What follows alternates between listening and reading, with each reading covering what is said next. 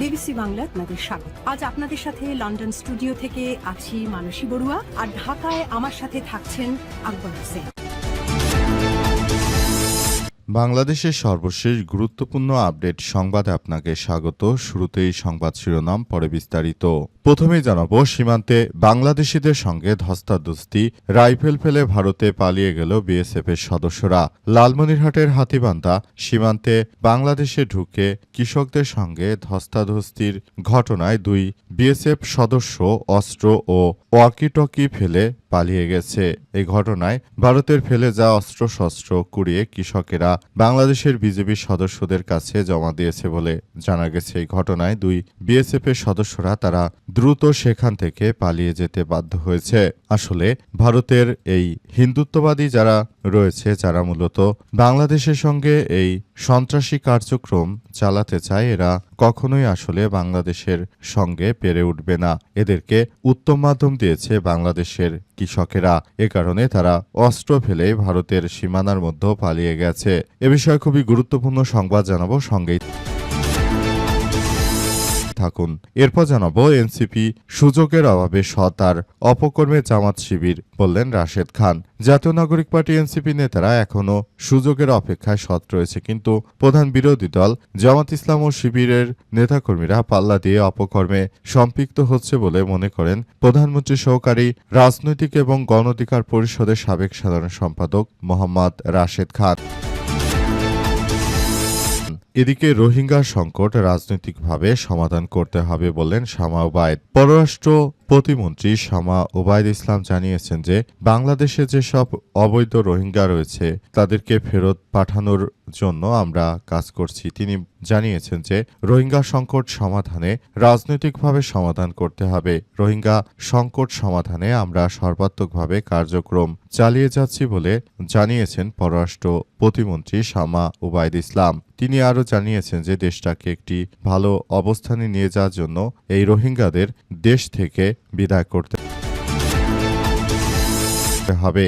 এবারে জানাবো, হুমায়ুন কবিরের ব্রিটিশ নাগরিকত্ব বিতর্ক, আইনের ব্যথায় দেখছেন না আইনমন্ত্রী। পররাষ্ট্র প্রতিমন্ত্রী হুমায়ুন কবিরের ব্রিটিশ নাগরিকত্ব নিয়ে যে বিতর্ক চলছে সে বিষয়ে আইনমন্ত্রী মোহাম্মদ আসাদুজ্জামান বলেছেন, সরকার যা করেছে তা সংবিধান মেনেই করেছে। সচিবালয়ে সমাজ কল্যাণ মন্ত্রণালয়ের মঙ্গলবার এক অনুষ্ঠান শেষে সাংবাদিকদের প্রশ্নের জবাবে আইনমন্ত্রী বলেছেন, সরকার যেটা করেছে সংবিধান মেনেই করেছে, এখানে ব্যতায়নের কোনো কিছুই ঘটেনি। পররাষ্ট্র প্রতিমন্ত্রী হুমায়ুন কবির তিনি আমেরিকান নাগরিক, তবে টিআইবি বলছে যে সরকার কোনো কার্যক্রম আসলে ভালোভাবে পরিচালিত করতে পারেনি, কারণ দেখা যাচ্ছে যে বিষয়গুলো অত্যন্ত দুঃখজনকভাবেই হয়েছে যে পররাষ্ট্র প্রতিমন্ত্রী তিনি আমেরিকার নাগরিক, অথচ আইনমন্ত্রী আসাদুজ্জামান তিনি বলেছেন এটা নাকি সাংবিধানিক। তাহলে টিআইবির কথায় আর কি মূল্য রইল?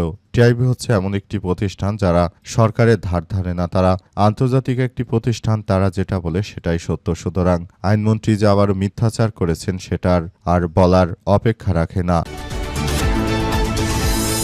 এবং সর্বশেষ জানাবো, পাকিস্তানের পারমাণবিক স্থাপনা এলাকায় আঘাত হানে ভারতের ড্রোন। ভারতের সাবেক chief of defence staff general Anil Chauhan জানিয়েছেন, গত বছর অপারেশন সিঁদুর চলাকালে পাকিস্তানের কিরানা হিলস এলাকায় একটি ভারতীয় ড্রোন আঘাত করেছিল। তবে কিরানা হিলসকে লক্ষ্য করে ওই হামলা চালানো হয়নি বলে দাবি করেছেন তিনি আরও দাবি করেন, সেখানে পাকিস্তানের পারমাণবিক বোমা মজুদ ছিল, সেখানেই মূলত আমরা সরাসরি আঘাত হানতে সক্ষম হয়েছি। তবে তাদের এই দাবি সম্পূর্ণ মিথ্যা, কারণ তাদের 5টি রাফায়েল যুদ্ধ বিমানকে একদম মাটির সঙ্গে মিশিয়ে দিয়েছে পাকিস্তানের বিমান বাহিনী। প্রিয় দর্শক, এতক্ষণ শুনছিলেন সংবাদ শিরোনাম, এবারে বিস্তারিত। তবে তার আগে বন্ধুরা অনুরোধ থাকবে এই সংবাদটিতে একটি লাইক দিন। এই চ্যানেলে আপনি নতুন হয়ে থাকলে আমাদের সংবাদটি দেখতে দেখতে চ্যানেলটি সাবস্ক্রাইব করে রাখুন। কমেন্ট করে বন্ধুরা আপনার মূল্যবান মতামত জানিয়ে দিন আপনি বিশ্বের কোন দেশ থেকে বা বাংলাদেশের কোন স্থান থেকে আমাদের সংবাদটি দেখছেন এবং শুনছেন। আর বন্ধুরা, সংবাদটি আপনার সোশ্যাল মিডিয়া ফেসবুকে শেয়ার করে বন্ধুদেরও দেখার সুযোগ করে দিন। গাজা যুদ্ধে আপনি যদি নিরীহ ফিলিস্তিনিদের ভালোবেসে থাকেন বন্ধুরা, কমেন্ট বক্সে কমেন্ট করে পুরো বিশ্ববাসীকে আমাদের এই তাজা আপডেটটি দেখার সুযোগ করে দিন। আর বন্ধুরা, যেখানেই থাকুন দেখতে থাকুন আমাদের এই লেটেস্ট আপডেট সংবাদ। এবারে বিস্তারিত। সীমান্তে বাংলাদেশের সঙ্গে ধস্তাধস্তি রাইফেল ফেলে পালিয়ে গেল ভারতের বিএসএফের সদস্যরা।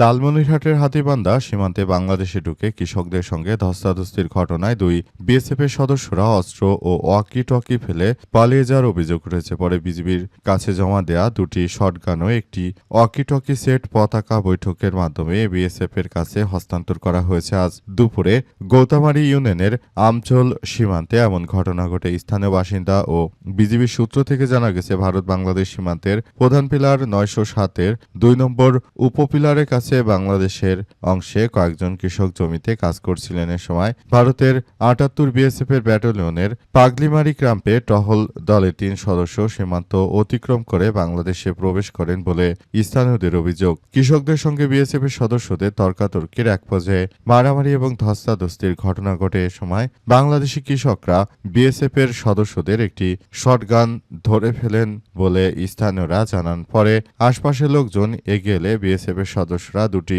শটগান ও একটি ওয়াকি-টকি সেট ফেলে ভারতের অভ্যন্তরে পালিয়ে যায়। পরে স্থানীয়রা অস্ত্র ওয়াকি-টকি সেটগুলো বিজিবির বনচৌকি ক্যাম্পের কমান্ডার হাবিলদার শরীফুল আলমের মাধ্যমে জমা দেয় এবং তিনি পতাকা বৈঠকের মাধ্যমে মূলত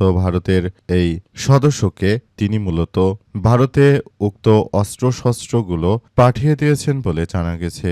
অবস্থায় আসলে ভারতের এই হিন্দুত্ববাদীরা তারা বাংলাদেশের উপর যে ধরনের সন্ত্রাসী কার্যক্রম চালাতে চেয়েছিল তারা সেটি করতে পারেনি। তাদেরকে পুরোপুরি ব্যর্থ করে দিয়েছে বাংলাদেশের স্বাধীন চেতারা।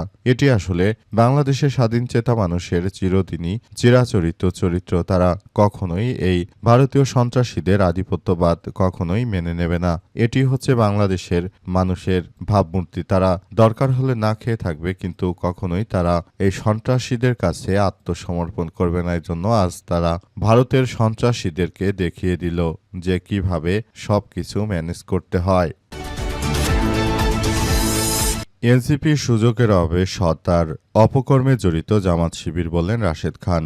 গণ অধিকার পরিষদ থেকে জামাত থেকে শুরু করে অবশেষে বিএনপিতে এসে মেশা নেতা হচ্ছেন রাশেদ খান। তিনি এবার জাতীয় নাগরিক পার্টি এনসিপি এবং জামাতের বিরুদ্ধে কথা বলেছেন। তিনি জাতীয় নাগরিক পার্টি এনসিপির বিরুদ্ধে অর্থাৎ হাসনাত আব্দুল্লাহ এবং নাহিদ ইসলামের বিরুদ্ধে বলেছেন যে এনসিপি হচ্ছে সুযোগের অভাবে সৎ এবং জামাত শিবির হচ্ছে তারা একটি রাজাকারের দল এবং তারা সব থেকে বড় বদমাইশ দল। তারা হচ্ছে প্রতারক, ভণ্ড, জালিম, মিথ্যাচারী দল বলে জানিয়েছেন রাশেদ খান। তিনি আরো জানিয়েছেন যে আসলে আমরা বলে দিতে চাই এই মুহূর্তে এই রাজনৈতিক দলটি বাংলাদেশের সব থেকে বিশৃঙ্খলকারী দল। তারা বিরোধী দল হয়েছে বিদায় বলছি না, তারা সব থেকে ষড়যন্ত্রকারী এবং তারা হচ্ছে বাংলাদেশের সব থেকে একটি ভয়ানকতম দল বলে জানিয়েছেন রাশেদ খান। রাশেদ খানের উক্ত কথার মাধ্যমে আসলে প্রকাশিত হয়েছে জামাত ইসলাম একটি খারাপ দল। তবে প্রকৃতপক্ষে দেখা যাচ্ছে যে এই রাশেদ নুরুরা মানুষের কাছ থেকে বিকাশের মাধ্যমে টাকা নিয়েছিল,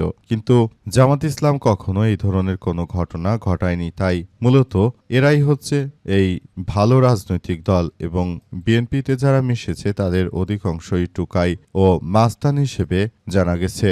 আসলে জনপ্রিয় কণ্ঠশিল্পী আসিফ আকবরও বিএনপিকে একটি টোকায় দল বলেছেন যে আসিফ আকবর দীর্ঘ ১৭ বছর বিএনপির জন্য অত্যাচার নির্যাতন সহ্য করেছে। আসলে এই রাজনৈতিক দলের বিরুদ্ধে এবার তিনি যথাযথভাবে আহ্বান জানিয়েছেন। রোহিঙ্গা সংকট রাজনৈতিকভাবে সমাধান করতে হবে বললেন প্রতিমন্ত্রী শামা ওবায়দ ইসলাম। বাংলাদেশের পররাষ্ট্র প্রতিমন্ত্রী শামা ওবায়দ ইসলাম জানিয়েছেন যে বাংলাদেশে যেসব রোহিঙ্গারা অবস্থান করছে তাদেরকে বিগত ফ্যাসিস্ট সরকার এদেশে আশ্রয় দিয়ে দেশটাকে একটি ভয়াবহ বিপর্যয়ের দিকে ঠেলে দিয়েছে। এখন এই রোহিঙ্গা সংকটকে দ্রুততম সময়ের মধ্যে মোকাবেলা করতে হবে, তাছাড়া আর কোনো বিকল্প হতে পারে না বলে জানিয়েছেন তিনি। আসলে নতুন করে দেশের অভ্যন্তরে যে ধরনের ভয়াবহ এক বিপর্যয়কর পরিস্থিতির সৃষ্টি হয়েছিল সেখান থেকে পুরো রাষ্ট্র কাঠামোকে আমাদেরকে ঠিক করতে হবে। রোহিঙ্গারা বাংলাদেশে যে ধরনের অপরাধ ও সন্ত্রাসী কার্যক্রম শুরু করেছে সেখান থেকে আমাদেরকে বেরিয়ে আসতে হবে বলে জানিয়েছেন তিনি। পররাষ্ট্র প্রতিমন্ত্রী আরও জানিয়েছেন যে দেশটাকে একটি ভালো অবস্থানে নিয়ে যাওয়া আমাদের সবার জন্য খুবই গুরুত্বপূর্ণ। আমরা সেটাই ফোকাস দিচ্ছি এবং সেভাবেই কার্যক্রম চালাচ্ছি। আমরা মনে করি বর্তমান সময়ে যে ভয়াবহ বিপর্যয়কর পরিস্থিতির সৃষ্টি হয়েছে সেখান থেকে আমাদেরকে বেরিয়ে আসতে হবে, তাছাড়া আর কোনো বিকল্প কিছু থাকতে পারে না বলে উল্লেখ করা হয়েছে।